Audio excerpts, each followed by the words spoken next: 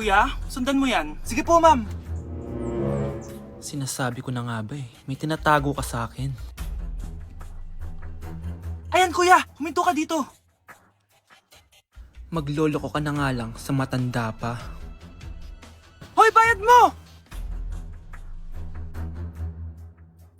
Humanda ka talaga sa akin.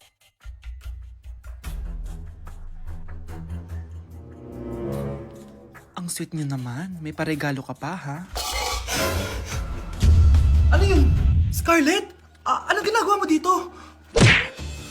Manloloko ka! Pinagpalit mo ko dito sa matandang pangit na to? May paregalo ka pa, ha? Eh, sa akin nga, wala kang binibigyan na regalo, eh. Scarlett, magpapaliwanag ako. Manahimik ka! At ikaw naman, matandang pangit, sayong-sayo na tong boyfriend ko! Magsama kayong dalawa! Aba, walang respeto tong girlfriend mo, ah! Ano pinagsasabi mo, Scarlett? Eh, nanay ko to. Excuse mo lang yan! Eh, mukha kang nagtatago ka kanina, eh. Nagtatago ako kasi isusurprise namin yung tatay ko. Ganito babae ba yung gusto mo, anak? Yung walang modo? Nay, pagpasensyahan niyo na siya. Tita, sorry po. Anong sorry? Matandang pangit ako, di ba? Lumayas ka dito, babae ka. Sorry na, tita. Ayaw mo lumayas, ha? Brownie! Good boy! Tumakbo ka na! Ayoko talaga sa kanya. Bes, ayan siya yung pet peeve mo. Hi! Panira ng araw. Okay, class, break time muna tayo. Hala, naiwan kayo ba akong pagkain? Scarlett may sobra pa ako. Baka gutom ka na. Talaga? Bibigyan mo ako? Oo, ano ka ba? Gusto ko maging close tayo. Parang bumabait tong pet peeve ko, ha? Hala, may quiz pala tayo. Bes, sabay tayo mag-review mamaya, ha? Naku, sorry, Bes. Kakain kasi kami ng jowa ko mamaya. Di mo ba kaya mag-isa? Ano ba yan? Ako na lang, sabay tayo mag-review. Tsaka, may reviewer din ako dito, oh. Ayan na naman siya. Sure ka? Ako talaga yung gusto mo kasabay mag-review? Oo naman. Ba't naman hindi? Idol nga kita kasi ang talino mo, eh. Sige na nga. Okay, class. Para sa activity natin today, pili kayo ng partner nyo. Bes, partner tayo, ah. Sorry na, Bes. Partner na kasi kami ng baby loves ko, eh. Partner na kami ng baby loves ko, eh. Tayo na lang yung partner, Scarlett. Ikaw na naman. Buti ka pa. Gusto mo ako makapartner. Ayan, perfect! Partner kayo ng pet peeve mo. Ha? Bes, pet peeve mo pala ako? After mo siraan sa amin yan, BFF na kayo ngayon? Samantha! Samantha, magpapaliwanag ako. Oh, ba't nandito ka? Pet peeve mo ako, di ba? Umalis ka na. Oo, pet peeve kita. Dati. Kasi ang sungit mo sa akin eh. Tapos palagi mo ako iniinis. Alam mo kung bakit? Kasi gusto kita. Ha? Wala, never mind. Samantha! This year, ang Christmas decor namin dapat aesthetic, mala Pinterest score. Minimalist but magical. Nay, ganito yung gusto kong Christmas decor. Need na lang natin ng ribbons, garlands, glitters, and maybe a glue gun. Tingnan mo, may ilaw pa sa bintana mo. Anong gusto mo, magparol show? Nay, trust the vision. Sige, basta, huwag kang gagastos ng bongga, ha? Wow, ang ganda nito. Grabe, ang dami ng tao. Christmas season na nga talaga. Okay, good. Secured. Ayan, all added to basket na. Ayan, secured na talaga.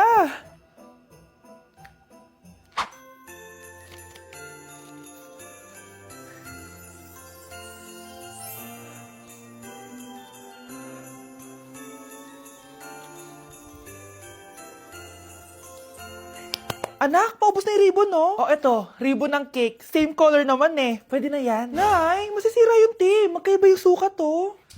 Nay, ba't mo inopen yung electric fan?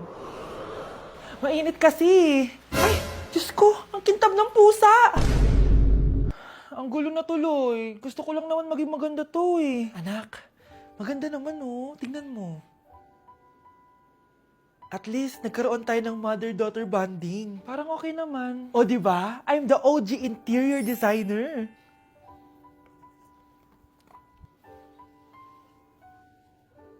Hindi siya nagmukhang pang Pinterest dahil mas maganda yung ginawa namin.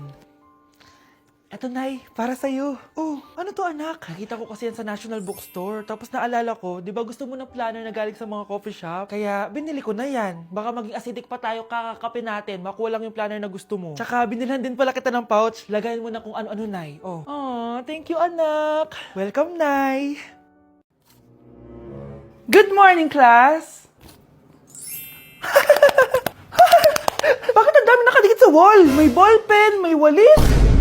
Ma'am, uso kasi to. Ididikit mo yung mga bagay gamit yung wall friction. Parang ganito. O, di ba, ma'am? Ano? Wall friction? Hoy! Baka mahulog ka dyan! Sus, kung mga bata to. Kung ano-ano kasi nakikita niyo sa TikTok na yan eh. Try ko naman tong calculator. Ang saya! Tignan niyo, dami ng gasgas ng wall, oh. Tanggalin niyo na yan. Kung hindi, i-absent ko kayong lahat. Guys! Si ma'am naman na idikit natin sa pader. Hoy! Mangulong niya kayo! Ma'am, huwag kang matakot, ma'am. A few moments later. Hoy! Ibaba niyo ako dito! Guys, dismiss na daw tayo, sabi ni ma'am. Uwian na! Hoy! Isusumbong ko kayo sa principal! Yuck! Ang cheap naman ng uniform nila. Mukhang maasim. Walang class. 2025 na Android pa din ang cellphone. Kahit siguro Messenger naglalag dyan.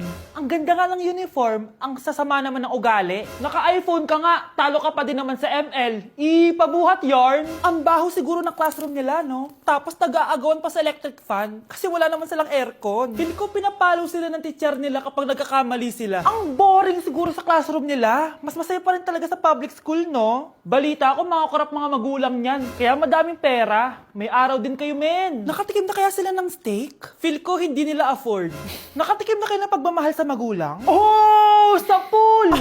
How dare you? Isang pitik ko lang, tumba ka na. Pipitik ka pa lang, tumba ka na. Tara na nga. Anak, gumising ka na. Christmas party niyo na. Christmas party na namin, Nay. Sana maganda yung regalong matatanggap ko mamaya. Kumain ka na dyan, anak, ha? Ano meron, Nay? Bakit ang dami pong pagkain? Siyempre, anak, malapit na magpasko. Tara, kain na tayo. Niluto ko lahat ng favorite mo. Talaga, Nay? Hay, sana palagi na lang Pasko. Ay, may nangangaroling ata. Wait lang, anak. Nangangaroling po. Ang seselage awetan na witang handong sanga ng Pasko magmalaba joy joy. Merry Christmas po!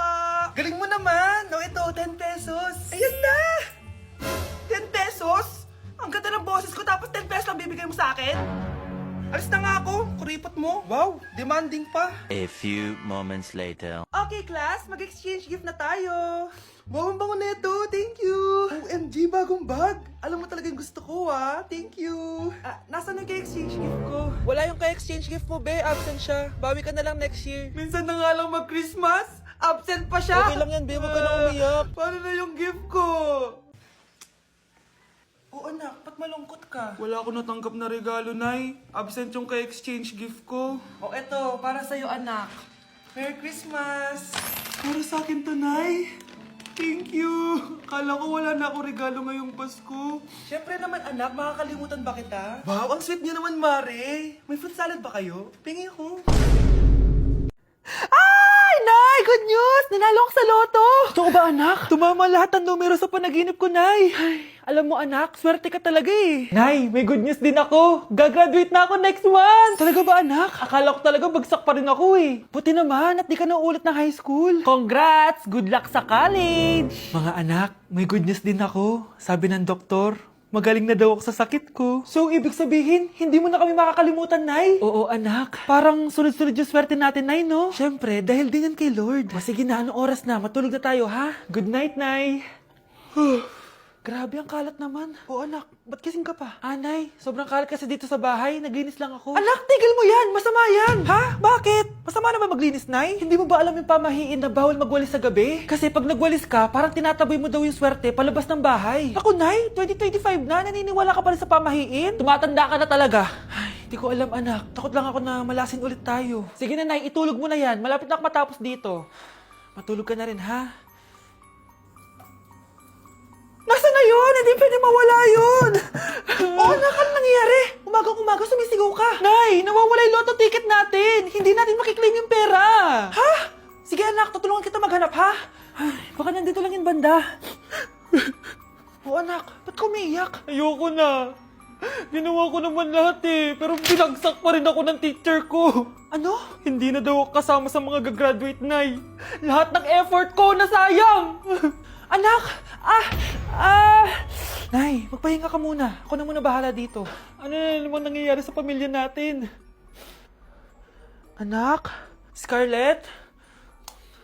Kyle? Susan? Kamusta ka na? Dok?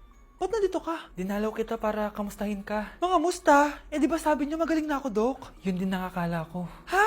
Teka lang, nakita mo ba yung mga anak ko? Susan, matagal nang patay ang mga anak mo. Ha? Hindi mo ba naaalala? Pareho silang na-depress. Si Scarlett dahil sa nawala niyang lotto ticket. Si Kyle naman dahil hindi nakagraduate. Kaya, ayun. Kailangan mo ulit maggamot, Susan. Dahil lumalala na naman ang demensya mo. Nay, namumulang mata ko. Ayan! Kaka-cellphone mo yan eh. Nay, 4 over 50 lang ako sa quiz namin kanina. Naku! Kaka-cellphone mo kasi yan, anak eh. Nay, parang may effect na skincare mo. Ang fresh mo na. I know, right? Hindi kasi ako gaya mo na puro cellphone. Nay, ubos na pabango ko. Oh, puro ka kasi cellphone. Nay, ninakawan daw yung kapitbahay natin. Grabe nakakatakot. Oh, ayan! Cellphone pa more!